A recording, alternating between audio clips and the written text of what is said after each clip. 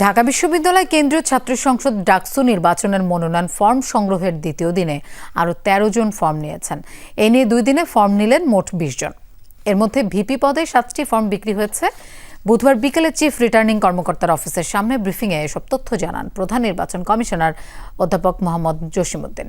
তিনি আরও বলেন, 2 দিনে হল সংসদ নির্বাচনের জন্য 18টি হল থেকে মোট 18টি মনোনয়নপত্র সংগ্রহ করা হয়েছে। এখন পর্যন্ত মনোনয়নপত্র জমা দিয়েছেন 4 জন। তফসিল অনুযায়ী 19 আগস্ট বিকেল 4টা পর্যন্ত মনোনয়ন ফর্ম সংগ্রহ করা যাবে। পরদিন 20 আগস্ট মনোনয়নপত্র বাছাই এবং 21 আগস্ট প্রার্থীদের তালিকা প্রকাশ করা হবে। মনোনয়নপত্র প্রত্যাহারের দিন 25 আগস্ট আর প্রার্থীদের চূড়ান্ত তালিকা প্রকাশ করা হবে 26 আগস্ট। এরপর ভোট গ্রহণ হবে 9 সেপ্টেম্বর। ঢাকা বিশ্ববিদ্যালয় কেন্দ্রীয় ছাত্র সংসদে ফর্ম নিয়েছে 20টি। এর মাঝে আজকে 3টি, গতকাল 1টি, মোট 4টি জমা দিয়েছে।